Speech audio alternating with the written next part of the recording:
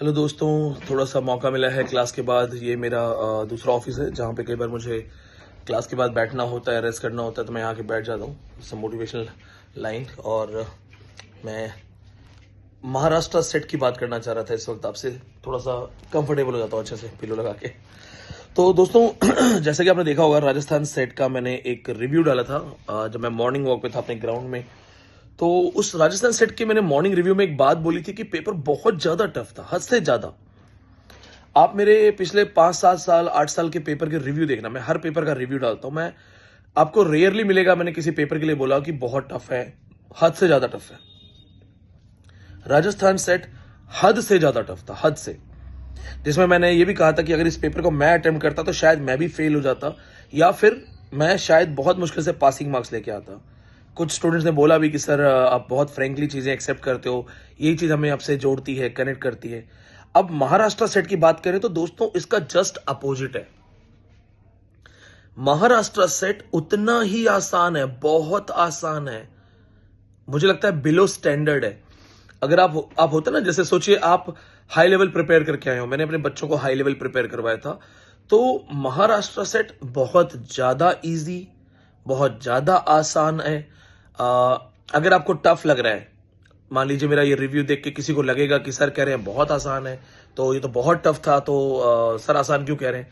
देखिए, अगर आपने प्रॉपर पढ़ाई की है, प्रॉपर तैयारी की है, आपको वो टॉपिक्स पता है, आपको ये पता है कि नॉर्मली पेपर किस तरह से आता है, क्या क्या पूछा जाता है, और आपकी प्रैक्टिस है उस तरह से, तो बहुत आसान है।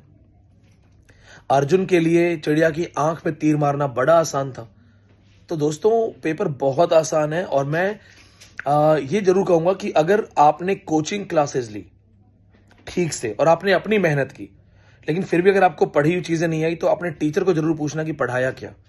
क्योंकि यहां रैपिड फायर, ये जो ऑनलाइन में मैं रैपिड फायर करता हूं कि दोस्तों जल्दी जल्दी आंसर करो, 10 सेकंड में आंसर करो, इतने क्वेश्चन तो रैपिड फायर से, मुझे लग रहा है मैंने काउंट भी किए थे, शायद 79 क्वेश्चन रैपिड फायर से है आउट ऑफ 100। तो सोचिए, आपको लग रहा होगा सर एग्जैजरेशन कर रहे हैं, सर तो कोचिंग वाले हैं। एग्जैजरेशन करना होता मैं राजस्थान सेट में भी करता, मैं बहुत अच्छे से करता। लेकिन जो सच है वो सच है। राजस्थान सेट सब अब तक का सबसे टफेस्ट पेपर मैंने देखा है, और महाराष्ट्र सेट बहुत आसान पेपर, बहुत आसान। जो इस वीडियो को ध्यान से ही देखना, अच्छे से देखना, क्योंकि मैं जब वीडियो सॉल्यूशन बनाऊंगा पेपर में, जब मैं बोर्ड पे सॉल्यूशन दूंगा आपको, सॉल्यूशन देने के लिए कोई बड़ी चीज नहीं है, थोड़ा सा टाइम चाहिए होता है। क्योंकि लगभग 100 क्वेश्चन आपको डील करने हैं, तो 3-4 घंटे 5 घंटे का तो शूट हो जाता है वो। तो जब मैं सॉल्यूशन वीडियो दूंगा, आपको हर क्वेश्चन का रेफरेंस दूंगा। आप जो मेरे ऑनलाइन स्टूडेंट्स हैं, हर एक बच्चे को बोलूंगा कि इस लेक्चर में जाके यहाँ पे सुनना, आपको ये लेक्चर यहाँ मिलेगा। मेरे बहुत सारे ऑनलाइन स्टूडेंट्स, ऑफलाइन स्टूडेंट जो इसको देख रहे हैं और जो समझ रहे हैं कि हाँ सर ने जो पढ़ाया था वो एज इट इज आया है, वो जरूर कमेंट्स में बताएंगे आपको। तो पेपर बहुत आसान था, बिलो द स्टैंडर्ड था। बिलो स्टैंडर्ड का मतलब होता है कि आप तैयारी कर रहे हो ऑक्सफोर्ड लेवल, और आपको एग्जाम आ रहा है वो एकदम 10वीं क्लास के लेवल का, 10th का लेवल का। तो अब क्वेश्चंस कहां कहां से थे। 75% तो देखो ब्रिटिश हिस्ट्री थी, प्योरली ब्रिटिश हिस्ट्री। उसमें भी सरफेस पे क्वेश्चन थे, ये भी नहीं कि इन डेप्थ क्वेश्चन है, बहुत बेसिक सरफेस लेवल क्वेश्चंस।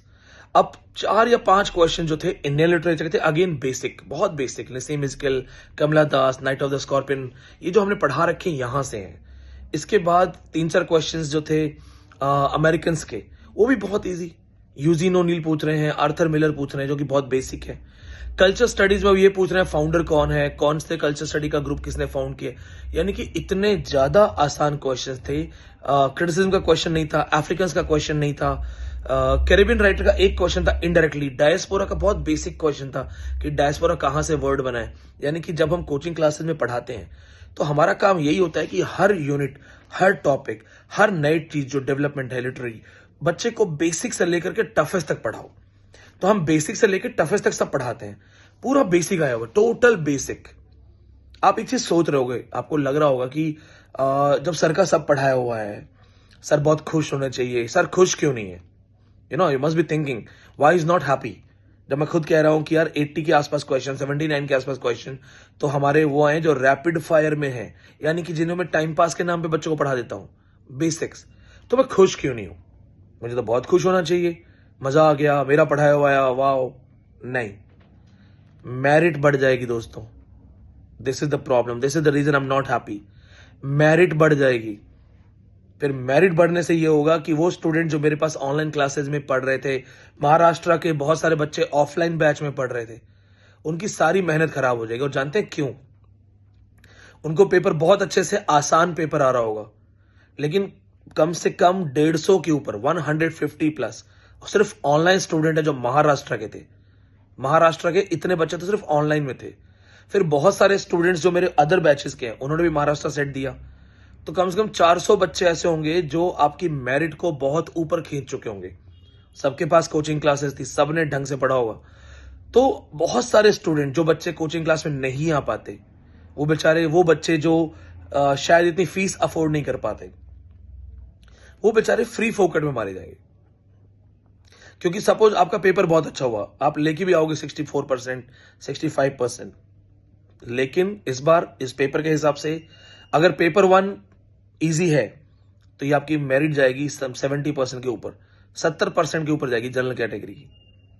अच्छा, इसमें मेरे अपने बच्चे भी बहुत सारे हैं जो बहुत डिजर्विंग हैं, बहुत मेहनत कर रहे हैं, लेकिन सपोज करो कि पेपर 1 में कुछ क्वेश्चंस खराब हो गए तो उनका जो एवरेज बन रहा है वो 62 to 63% बन रहा है और मेरिट जा रही है 70, तो वो बच्चे भी बहुत अच्छा पेपर करने के बावजूद पास नहीं हो पाएंगे। इसलिए मैं खुश नहीं हूं, क्योंकि इतना आसान पेपर भी नहीं बनाना था। अब इसमें मैं खुशी में क्या ही अपना क्रेडिट लूं, मेरा अपना भी एक लेवल है, मेरा अपना एक स्टेटस है। कोई टफेस्ट पेपर पढ़ाया वो अपना आता तो बोलने में अच्छा लगता है कि हाँ देखो टफेस्ट पढ़ाया था, और वो अपने क्वेश्चंस हैं, वो नेट में आते रहते हैं, पर सेट में क्या ही बोलूं मैं। तो मैंने आंसर की आपको अपलोड करवा दी है।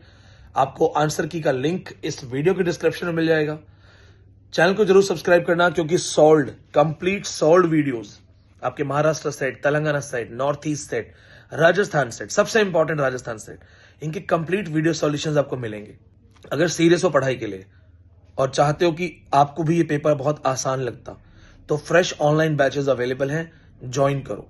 इसलिए नहीं कि मैं बोल रहा हूं, इसलिए ज्वाइन करो क्योंकि आप अपने आप को एक मौका दे सकते हो।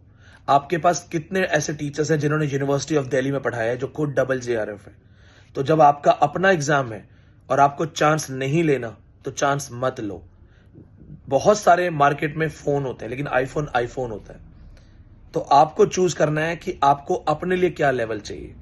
अगर सीरियसली, क्योंकि मैंने महाराष्ट्र से टॉप किया था 2015 में, तो अगर आपको लगता है कि आप नेक्स्ट टाइम पेपर में असहाय फील नहीं करना चाहते, ऐसा नहीं चाहते कि कहां से पेपर आया, फ्रस्ट्रेट फील नहीं करना चाहते और अपना समय बर्बाद नहीं करना चाहते, सोचो उन बच्चों का जो बिना कोचिंग महाराष्ट्र सेट देने गए होंगे, जिनको टफ लग रहा होगा, 6 महीना खराब, वापस नहीं आ सकता, कहीं से वापस नहीं आएगा।